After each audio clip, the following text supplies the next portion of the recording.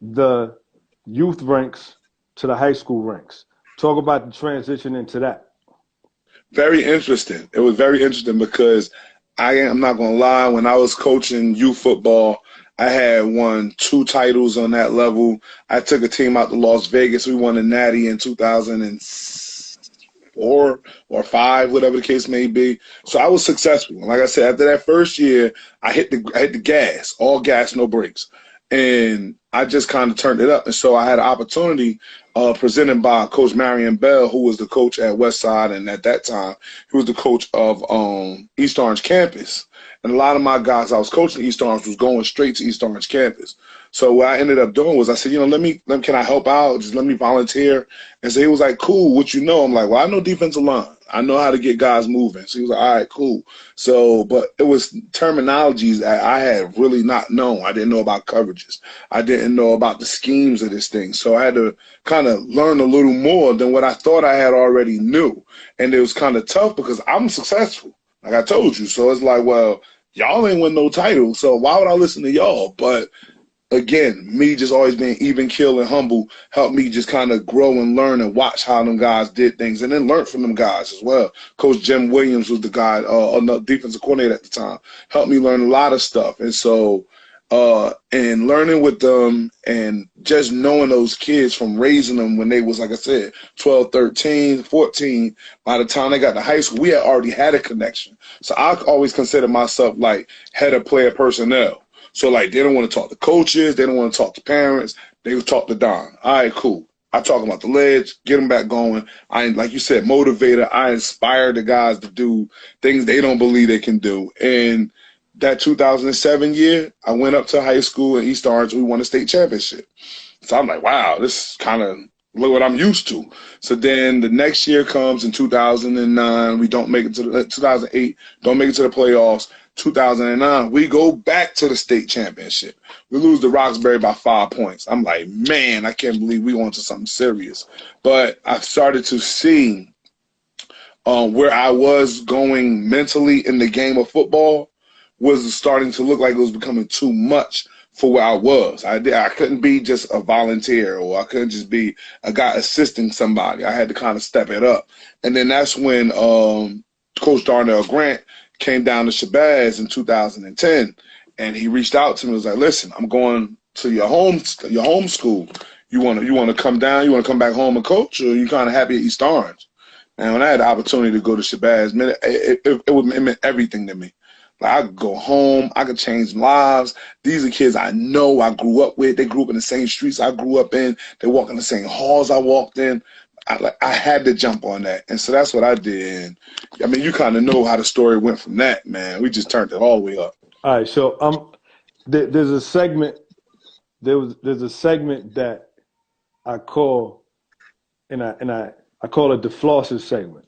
You know what I'm saying? I'm trying to get it. I'm trying to get like a Oral B or some type of toothpaste, dentist sponsorship.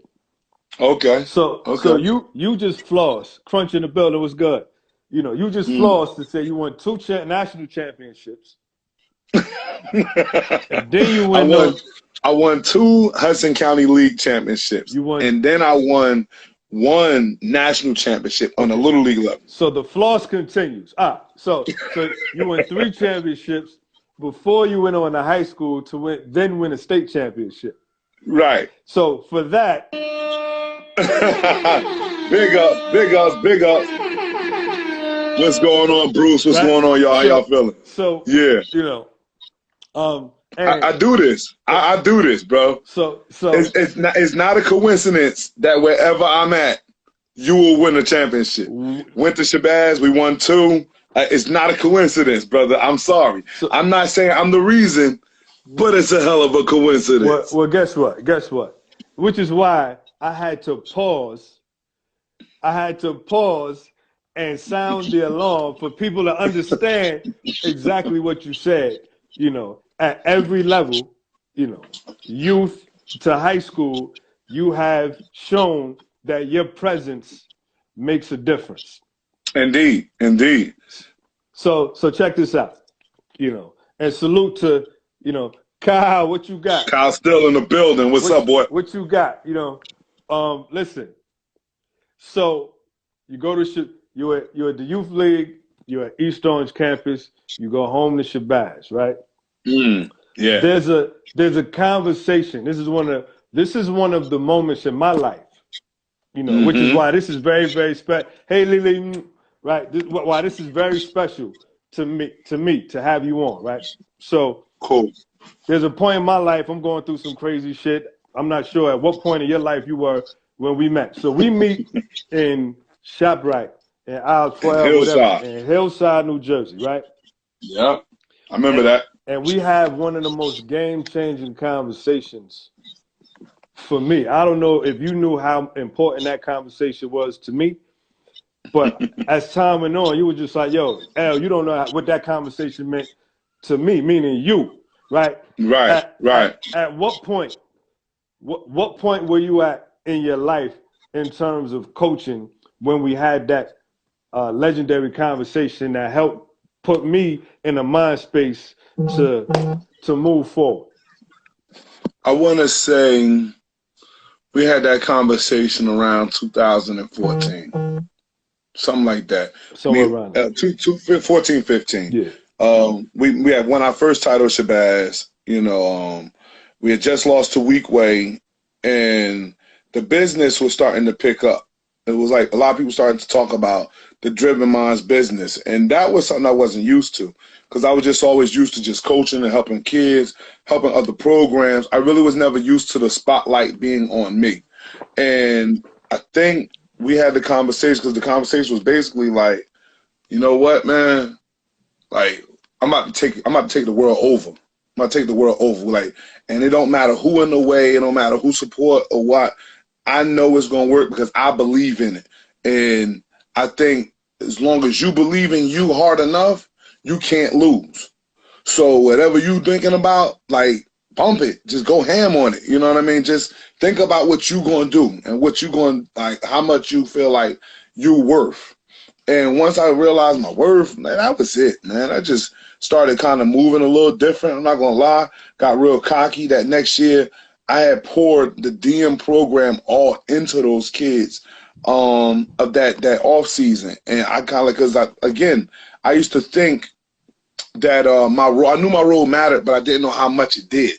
And I said, this time I'm gonna make sure everybody knows this is my role. Like, I'm gonna show you what guys that fully dedicate themselves to me, what it looks like. And those kids just went bananas. I mean, we had before and after pictures, how they looked. We had, we got, by the time the season got there, we set the world on fire. That was the year 2017. Shabazz went undefeated. We beat everybody by 21 points or better. It was just a crazy, phenomenal year. And like I said, after that, it was just, I'm going. Keep going. It didn't matter, because I just knew, like, I'm going to go hard for me. And whether somebody supports or not, it doesn't matter. But I know if you know I'm going hard for me, then you wouldn't mind jumping on the bandwagon. Let's do it. Shout out to my young cuz Ariel, all the way out Queens, New York. Appreciate you. Shout out to Tanya. Shout out to Dev. Shout out to everybody who's on the platform that is new to the show that came on behalf of my brother. Shout out to everybody that came on behalf of me. This is Tuned In with the TKB Report. Make sure you follow me at the TKB Report on Instagram. Make sure you subscribe to the TKB Report on YouTube. Shout out to my brother Kyle, my partner in the What You Got show, What You Got. So I appreciate everybody coming out. I'm Mr. Three Keys. This is DM of Driven Minds, the DM Monstars, and we are now tuned in. So you come up with the name Driven Minds. I mean, it sounds self-explanatory, but when I first saw the logo, I'm like, damn, he just, he all into himself, rightfully so, Don Massey, Rightfully so. I just want to take this time out. My brother G, Logo Kings is in the building. G I see that. G just went through some things. Brother, I salute you. Anytime you need me, just holler. I'm glad that you are able to tune in, and we're gonna talk sooner than later about what's going on with you And I'm glad that, at least that you hear that things are better than what it was. So we're going to talk sooner. Continue prayers for you, and, all love, all love. Peace But, and blessings to that king. Peace and blessings to him. straight king. So you are Driven Minds, DM. Tell me where the concept and why Driven Minds, because that don't sound anything like sports. And me knowing you, like, it's deeper than sports for you. So talk about the name, Right. DM, Driven Minds, Well, Monstars. DM came about. Uh, Captain KJ on here. Keith Jefferson's on here. Yo, We salute to was Keith. talking. Big salutes to Keith. Oh my God. Me will always had conversations on the third floor in this classroom about like doing your own thing, and I was working also with my guy, Alan Watson, head of A Game. Shout out to Al. They gave me some great insight on how to build the brand. And, I was writing down names and names, like, what should I call this thing? And I was like, you call it DM, Don Massey. And I'm like, yeah, I can. I can't call it DM. But Don Massey, like, who wants to sign up for Don Massey? That's not enough. And I just kept thinking and kept thinking. But DM was always it. It was always DM something. And then it was like DM football, DM football. That's why first shirts came out. Used to just say DM football. But I started to realize, like, man, Don Massey football, like, that mean I'm cutting myself short. Like, I can't train nobody else with football players. I don't like that either. But I started to realize that I was into being in the high school of Shabazz and other high schools. You're in tune with a lot more kids than the kids that you coach. Absolutely. Point in case, Land, like when you was coaching wrestling, you would be at the back. You'd be at baseball games with Cordero. You'd be at football games with Grant. We'd be downstairs with High. Like, so you always was in tune with different kids, and I always wanted to help everybody. And then there was a thing that I was to try to figure out, like, why kids don't be making it? Like, these kids be talented amongst like none other. And it clicked. It just clicked like naturally. Like, yo, talking to Coach Grant, he like, yo, listen, I'm telling you, bro, it be here. It be here. And I'm like, you know what? Because I'm a motivator, because kids believe in me, because I could connect to kids. What I'm going to call this thing is Driven Minds. I'm going to draw their minds. That's all I'm going to do. I'm going to help them from here on up, because at the end of the day, like I say, from the neck down, our kids are talented amongst every kid in the nation.